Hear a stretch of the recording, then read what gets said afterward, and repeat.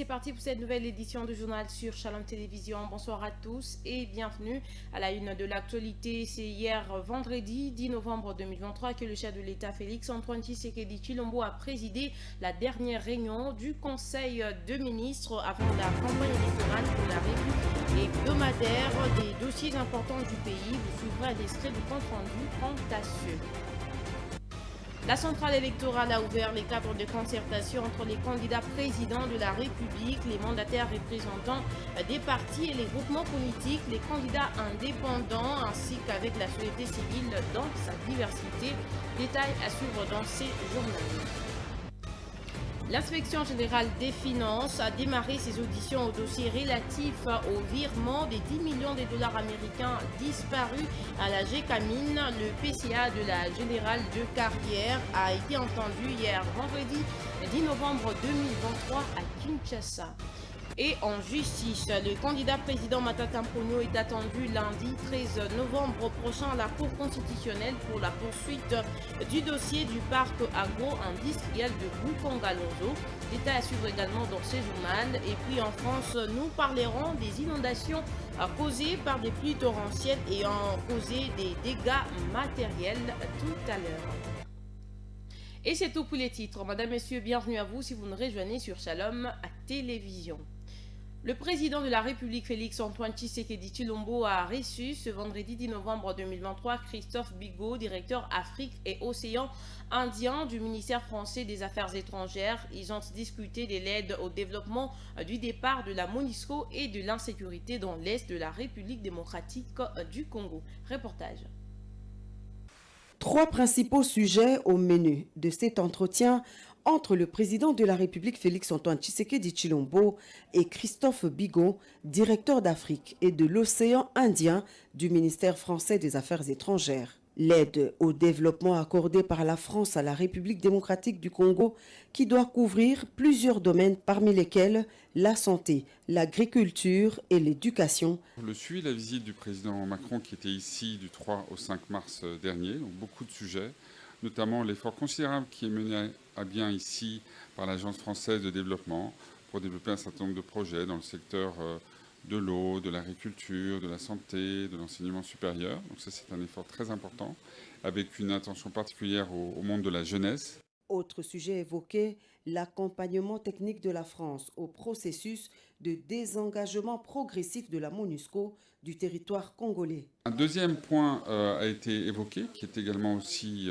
très utile, je crois, dans les circonstances actuelles, c'est comment accompagner le souhait du président de la RDC d'un désengagement de la MONUSCO. Donc on y travaille en tant que plume, en quelque sorte, du projet de résolution qui devra être examiné au Conseil de sécurité en décembre prochain. Donc nous travaillons étroitement avec les autorités congolaises et avec la MONUSCO pour voir comment faire en sorte que ce désengagement soit une réussite et se passe au mieux de part et d'autre. Évoquant la situation qui prévaut dans l'Est de la RDC, la France souhaite que la paix soit rétablie au plus vite et que la République démocratique du Congo exerce pleinement sa souveraineté à l'intérieur de ses limites. C'est la gravité de la situation à l'Est. Et vous savez que le président de la République française est très engagé sur ce sujet pour faire en sorte que la violence retombe et que la souveraineté de la RDC soit pleinement exercée à l'intérieur de son territoire. Au chapitre des élections, Christophe Bigot insiste sur la paix et la tranquillité de l'ensemble du territoire national en vue d'une organisation apaisée des élections annoncées pour le 20 décembre prochain. Et toujours à la présidence, le chef de l'État Félix Tshisekedi a présidé ce vendredi 10 novembre 2023 à la Cité de l'Union africaine la 119e réunion du Conseil des ministres, soit sa toute dernière en casquette de chef de l'État. Le membre du gouvernement dans leur qualité d'autorité contractante et des responsables des services intervenant dans les processus de passation des marchés publics a un sens élevé des responsabilités et d'intégrité. Suivez un extrait du compte rendu, lui ici, par le porte-parole du gouvernement et ministre de la Communication et Médias, Patrick Mouyaya. Soucieux de garantir la transparence dans l'attribution des marchés publics, Le président de la République a reconnu qu'en dépit des réformes menées dans ces secteurs, l'expérience de ces dernières années montre à suffisance que les recours aux procédures dérogatoires continuent à occuper une place importante. Il en est de même des difficultés persistantes que les prestataires et autres fournisseurs rencontrent pour bénéficier du paiement de leurs factures dans le délai requis. Le président de la République en a appelé à tous et à chacun membre du gouvernement, en leur qualité d'autorité contractante et des responsables des services intervenant dans les processus de passation de marché public, à un sens élevé de responsabilité, d'intégrité, des rigueurs pour combattre plus énergiquement la corruption, les favoritismes et toutes les antivaleurs dans les marchés publics. C'est à ces prix, et seulement à ces prix-là a-t-il insisté, que nous allons faire de notre système national de passation de marchés publics un véritable outil de développement de notre pays. Au chapitre de la politique, à plus ou moins un mois des élections en République démocratique du Congo, les choses s'accélèrent. Le président de la CENI, Denis Kadima Kazadi, accompagné des membres du bureau, a échangé ce vendredi 10 novembre 2023 avec une mission d'observation électorale de l'Union européenne. Suivez ces reportages.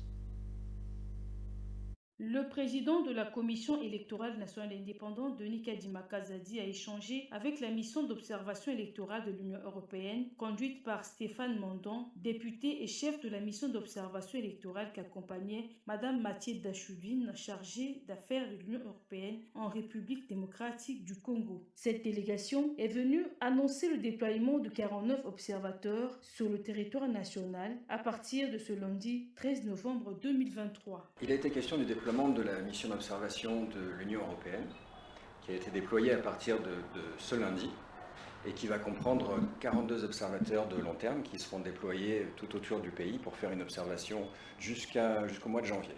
C'est une mission qui se concentre sur le processus électoral de 2023 et donc c'est une mission de quelques mois qui va être là pour suivre la totalité du processus électoral dans le cadre d'une invitation qu'on a reçue des autorités congolaises. Nous avons déployé cette mission donc depuis lundi. Nous allons avoir une mission qui sera déployée sur 18 provinces et qui va faire une observation non seulement du jour des élections, mais aussi de la campagne électorale, des opérations de la CENI et aussi du processus de contentieux électoral. Prennent part à ces échanges les deux vice-présidents de la CENI, Bienvenu Langa Lembo et Didi Manara Linga, le rapporteur Patricia Tsiamoulela, ainsi que le secrétaire exécutif national Toto Mabiku Totokan. Pour rappel, l'Union européenne a envoyé en réponse à une invitation du ministère des Affaires étrangères de la République démocratique du Congo une mission d'observation électorale composé de 13 experts électoraux, 42 observateurs de long terme. Il est également prévu que 12 autres observateurs de court terme soient déployés à l'approche du jour du scrutin. Toujours à la centrale électorale, cette institution organise du 13 au 15 novembre 2023 des cadres de concertation avec les candidats présidents de la République, les partis politiques et candidats indépendants ainsi qu'avec la société civile dans sa diversité pour des élections inclusives, crédibles, transparentes et apaisées, annonce faite par son deuxième vice-président Didier Manara que je vous prie de suivre. Mesdames et messieurs les candidats présidents de la République, Mesdames et messieurs les mandataires et représentants des partis et regroupements politiques et les candidats indépendants, Mesdames et messieurs de la société civile, Mesdames et messieurs les représentants des jeunes, peuples autochtones et personnes vivant avec handicap, à quelques 40 jours des élections présidentielles, législatives, provinciales et municipales, la Commission électorale nationale indépendante, fidèle à son engagement d'ouverture et de contact permanent avec les parties prenantes, organise du 13 au 15 novembre 2023 des cadres de concertation avec les candidats présidents de la République, les partis et regroupements politiques et candidats indépendants, ainsi qu'avec la société civile dans sa diversité pour des élections inclusives, crédibles, transparentes et apaisées. Le cadre de concertation CENI candidat président de la République se tiendra le lundi 13 novembre 2023 à l'hôtel Hilton. Tandis que le cadre de concertation avec les partis et les groupements politiques, candidats indépendants, ainsi que celui avec la société civile, se tiendront respectivement le mardi 14 et le mercredi 15 novembre dans la salle de spectacle du Palais du Peuple. Les invitations sont à retirer au siège de la CENI dès ce samedi 11 novembre 2023 à partir de 9h. Il est à noter que chaque candidat président de la République qui le désire devra se faire accompagner d'un seul collaborateur. Cordial bienvenue à toutes et à tous. Je l'ai annoncé au sommaire, le procès du parc agro-industriel de Boukangalonzo, on en parle encore, après avoir retenu les défauts à l'endroit de l'ancien Premier ministre Augustin Matata Mponyo. La Cour constitutionnelle va poursuivre l'instruction le lundi 13 novembre prochain, nous dit Jean-Robert Djema dans ses commentaires. La Cour constitutionnelle va poursuivre ce lundi 13 novembre 2023 l'instruction de l'affaire mettant en cause l'ancien Premier ministre Augustin Matata Mponyo dans le dossier dit Boukangalonzo. Lors de la dernière audience, le prévenu n'a pas comparu physiquement et ses avocats ont présenté à la Cour le rapport médical de son état de santé qui nécessite une prise en charge à l'étranger. La Cour ne l'a pas pris en compte et a décidé de les poursuivre par défaut, demandant à ses conseils de se retirer de la barre. Au cours de l'audience du 25 septembre dernier, la Cour constitutionnelle avait accordé 21 jours au prévenu Matata Mponyo pour se préparer à comparaître personnellement à l'audience de ce lundi 16 octobre, quelle que soit sa condition de santé. Les accusations portées contre Augustin Matata Mponyo, l'homme d'affaires sud-africain Grobler et l'ancien gouverneur de la Banque centrale du Congo Deogracia Mutombo sont graves. Il s'agit notamment des détournements des fonds de plus de 115 millions de dollars à travers des avantages financiers indus, des surfacturations, la création des sociétés écrans ainsi que des détournements des procédures administratives. Augustin Matata Mponyo et Mutombo sont également accusés d'avoir omis de verser 89 millions de dollars destinés à la construction du marché international de Kinshasa. Par ailleurs, Augustin Matata Mponyo est également candidat à l'élection présidentielle prévue le 20 décembre 2023. Il a souligné son expérience en tant qu'ancien Premier ministre et son rôle dans la stabilisation du cadre macroéconomique du pays. Et toujours dans le même chapitre, procès Salomo Kalunda, la décision de la Cour militaire est à nouveau renvoyée au 15 novembre prochain. Le prévenu entend obtenir une remise pour une prise en charge médicale. Trésor Kazadi.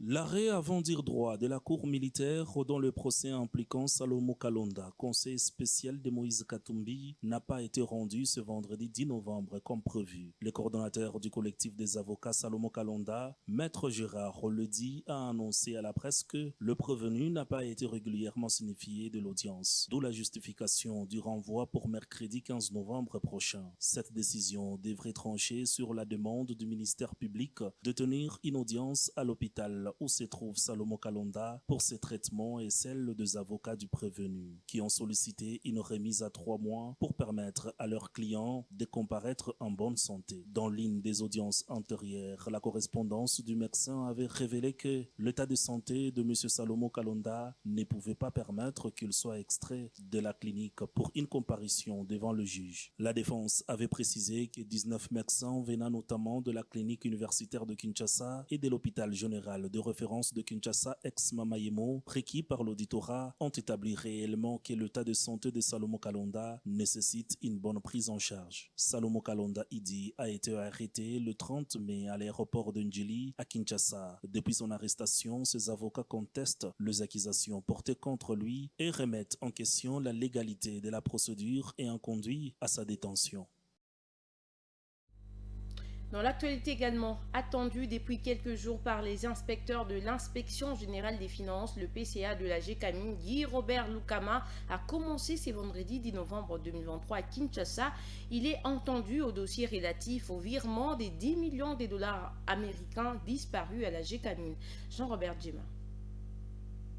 Un début de mise en lumière définitive du dossier sur les virements de 10 millions de dollars des SMICO à plus d'une vingtaine de personnes mandataires au cadre et consultant GECAMIN a commencé ce vendredi 10 novembre 2023 à Kinshasa avec l'audition du PCA de GECAMIN, Guy Robert Lukama, par les inspecteurs de l'IGF. Après plusieurs jours de résistance, Guy Robert Lukama s'est plié enfin et a répondu à l'invitation de l'IGF. Il a été attendu par les inspecteurs de l'IGF pour élucider la question des millions qu'il a fait disparaître à la GECAMIN au profit des individus. Notons que c'est l'IGF qui a sonné l'alerte sur le partage des 10 millions de dollars venant de SMICO, la filiale de la GECAMIN, entre 27 personnes de cette entreprise minière d'État en faisant fi de toutes les règles de bonne gouvernance. Selon la lettre adressée par le chef de brigade de l'IGF, Mouzé Zonzibou, cette série de virements des SMICO constitue un cas d'octroi à soi-même et à autrui des avantages illicites constitutifs des détournements. Il ajoute à ces propos que la jurisprudence de l'ancienne Cour suprême est constatée à ces jours. Des soupçons pour lesquels l'inspecteur inquiète l'autorisation de Gilles Alingueté pour convoquer la mise en cause de l'IGF afin de les entendre et de ficeler les dossiers. Rappelons qu'à l'issue d'une marche de colère organisée le mardi 31 octobre 2023 à Lubumbashi, dans la province du Haut-Katanga, la Ligue de jeunes de l'UDPS de la Fédération Lumumba 2 a condamné dans une déclaration lue par son président Chim Chibaka la démission de M. Guy Robert Lukama, le président du conseil d'administration de la GECAMIN, et de M. Léon Mouiné, membre du conseil d'administration. Et toujours dans le même chapitre, plusieurs ONG ont demandé une enquête sérieuse sur les dossiers des détournements des 10 millions de dollars américains par plus d'une vingtaine de personnes mandataires ou cadres et consultants de la GECAMIN. Parmi ces ONG figure Justicia Asbel, dont le président Timothée Mbouya salue les débuts de la mise en lumière définitive du dossier par les inspecteurs de l'inspection générale des finances. Il est dit dans ces diplex réalisés par Jean-Robert Djema. L'IGF n'a fait que faire son travail, notamment en dénonçant la mainmise de certains responsables de la GECAMIN sur les ressources de cette entreprise de l'État. Et donc, maintenant, il revient à la justice de bien mener les investigations et savoir exactement pourquoi est-ce que ces autorités de la GECAMIN se sont arrogées les luxes de se partager une somme aussi importante que celle-là. Vous savez que l'IGF, comme je le disais tantôt, en tant qu'inspecteur domaine de la corruption, a bien fait, notamment en mettant à la disposition du procureur général près la Cour de cassation, notamment ces informations, pour que celui-ci ou les autres procureurs puissent ouvrir justement des investigations, des enquêtes, interroger les gens, recevoir les documents, examiner notamment les règlements intérieurs de la GECAMIN et aussi les pratiques en la matière, pour justement qu'on sache pourquoi est-ce que ces gens-là ont fait ce qu'ils ont fait et qu'ils répondent justement de leurs faits devant la loi. Quelles seraient les conséquences positives pour le Congo en cas de clarification de cette affaire? Ça signifie qu'il y a beaucoup d'autres dossiers qui vont rebondir, parce que là, beaucoup de gens se disaient, mais à quoi ça sert de dénoncer, ou même les gens de l'IGF, par moment, ils se disent à quoi ça sert de dénoncer, ou de faire des enquêtes, si on sait qu'après, ces enquêtes ne seront pas suivies des faits. Donc, pour nous, si vraiment ce dossier qui est un scandale public, si ce dossier était suivi par des enquêtes judiciaires, ça signifie que beaucoup de gens seront encouragés justement à dénoncer ce genre de choses. La deuxième conséquence, c'est que les bénéficiaires de ce genre d'avantages indus ou avantages illégaux vont se dire désormais qu'il faut faire vraiment très très attention, parce que au cas où l'IGF tombait sur ce genre de choses, sur ce genre d'informations, la justice tombera là-dessus et effectivement les gens seront sanctionnés. Donc, ça sera vraiment un début de la fin de l'impunité pour ce genre de crimes économiques. Et à l'Assemblée provinciale du Haut-Katanga, il y a un communiqué. Il est porté à la connaissance de tous les honorables députés provinciaux du Haut-Katanga de la tenue d'une séance plénière au bâtiment du Tangent, siège de l'Assemblée provinciale, le lundi 13 novembre 2023 à 14h précises.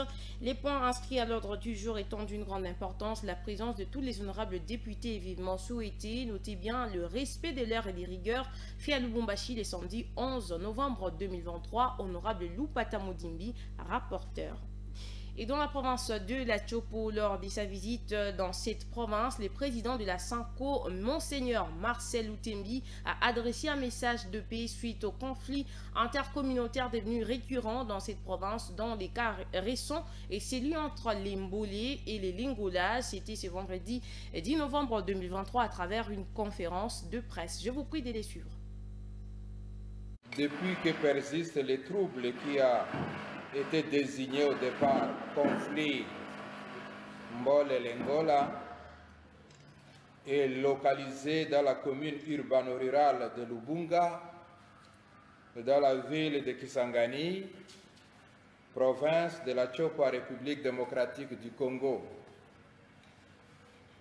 Selon certaines sources, à l'origine de ces conflits, l'on mentionne la vente des concessions de terres de quelques milliers d'hectares, sanctionnée par l'octroi des contrats d'exploitation délivrés par le gouvernement provincial de la Chopo en faveur de la compagnie agropastorale Cap Congo, société à SARL.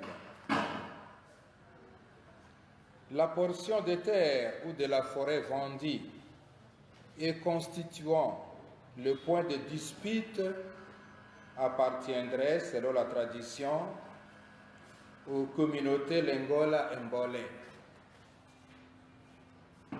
Depuis un certain temps, ces conflits s'étendent à d'autres périphéries de la ville de Kisangani, notamment dans les villages Yalisombo, Yaosenge, mais aussi du côté de la rive droite de la rivière Chopo, avec l'implication des alliés de part et d'autre, les Kumu et Mituku du côté Lengola, les Topoke et Mongo du côté Mbole. Ces conflits ont eu comme conséquence de pertes en vies humaines, des personnes portées disparues, des maisons d'habitation incendiées, des villages désertés. Madame, Monsieur, ce journal s'est poursuivi sur votre chaîne. Place à présent à celui des sports.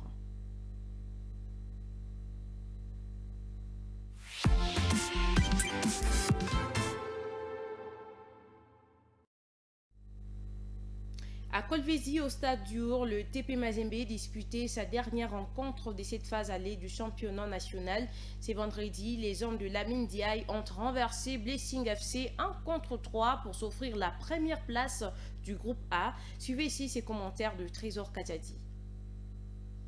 D'entrée, le Béni s'est montré dangereux jusqu'à ouvrir le score à la 23e minute par le trichement d'Ungita pour le 1-0. La réaction des Corbeaux ne tarde pas. Augustine Olapado, d'une belle frappe, remettait les deux équipes à égalité. Il a fallu attendre la deuxième période pour voir le noir et blanc passer devant.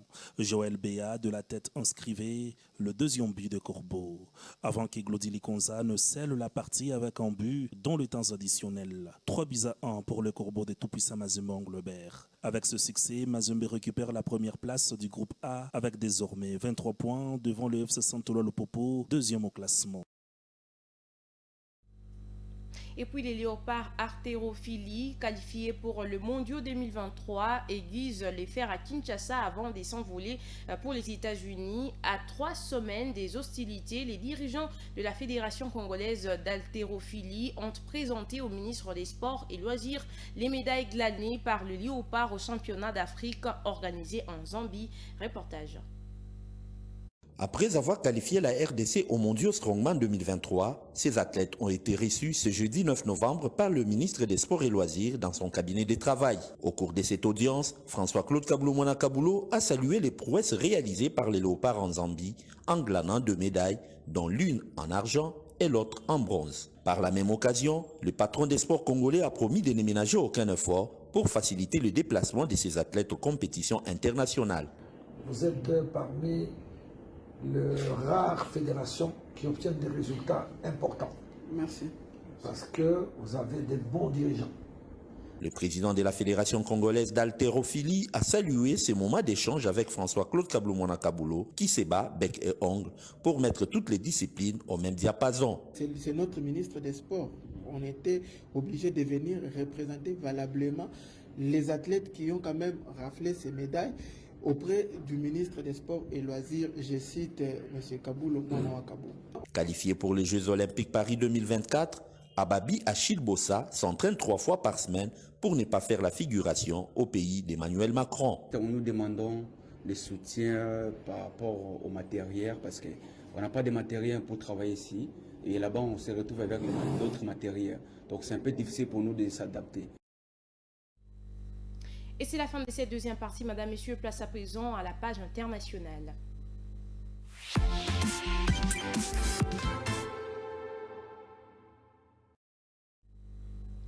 Les États-Unis ont approuvé le premier vaccin contre les chikungunya développé par le groupe européen Valneva, ont annoncé les autorités sanitaires dans un communiqué. Africa News.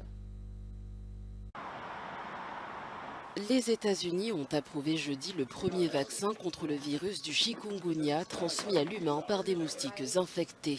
Le remède, commercialisé sous le nom de Ixchiq, a été développé par le groupe européen Valneva. Selon l'Agence américaine des médicaments, il sera autorisé pour les personnes de 18 ans et plus présentant un risque accru d'être exposées au virus. Pour rappel, cette maladie est essentiellement présente dans les régions tropicales comme l'Asie du Sud-Est et l'Afrique. Et puis, d'abondantes pluies se sont abattues sur les pas de Galets dans la nuit du jeudi à vendredi. Les départements inondés restent en vigilance rouge pour les crues, les pluies et des inondations. France 24. Partout, le même décor. La Canche, sortie de son lit, a tout inondé sur son passage. À la caloterie, une centaine de maisons sont encerclées par les eaux. Les habitants contraints d'évacuer en barque, avec l'aide de la protection civile. Ce retraité a attendu le dernier moment pour partir. Là, on a atteint les limites acceptables en fait. On n'a plus d'électricité, l'eau est prête à rentrer dans la maison, donc là, il est temps d'évacuer. Voilà. Hier soir déjà, une vingtaine de personnes ont quitté leur domicile. Ce matin, les évacuations ont repris au fur et à mesure que l'eau monte.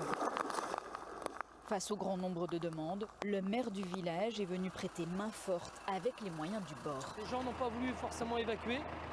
Et cette nuit, le niveau a tellement monté que, hormis la barque, on peut y aller que comme ça, quoi. Donc très compliqué. Dans cette rue, l'eau atteint déjà 1,20 m par endroit et le niveau ne cesse de monter. Il faut gérer toutes les situations, comme ces évacués contraints de repasser chez eux. Là, on va récupérer les médicaments. Médicaments. Parce que hier, on est parti, on les a hébergés en catastrophe, mais tous les médicaments sont restés dans la maison. Pas le temps de traîner. Il faut déjà repartir. Le problème pour nous, c'est qu'on ne voit pas le bout du tunnel. C'est qu'on ne sait pas combien de temps ça va durer, jusqu'à où ça va aller. Là, en fait, on est dans l'urgence. Là, on est dans l'urgence, ouais. Là, on est vraiment dans l'urgence. On ne sait plus quoi faire vraiment. En attendant les secours, certains s'organisent avec une remorque de fortune. Là, c'est système D, là. Ah oui, là, c'est vraiment... On devrait tous avoir des barques, mais... Allez, on est parti. Le pic de crue est attendu vers 16 h. En attendant, les secours procèdent déjà à une reconnaissance systématique de chaque habitation. La page météo est à suivre juste après nous, madame, messieurs, vous avez compris, c'est la fin de ce journal sur Shalom Télévision. Merci à vous de l'avoir suivi. Merci également à ceux qui nous ont suivis à partir de notre chaîne YouTube. Au revoir et bon week-end chez vous.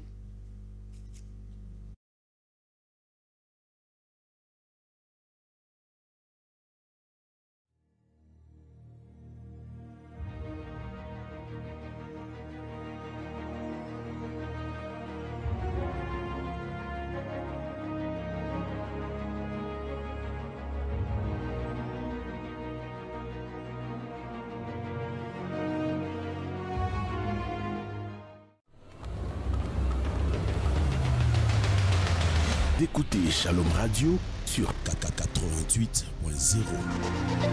Shalom FM, la beauté de la radio.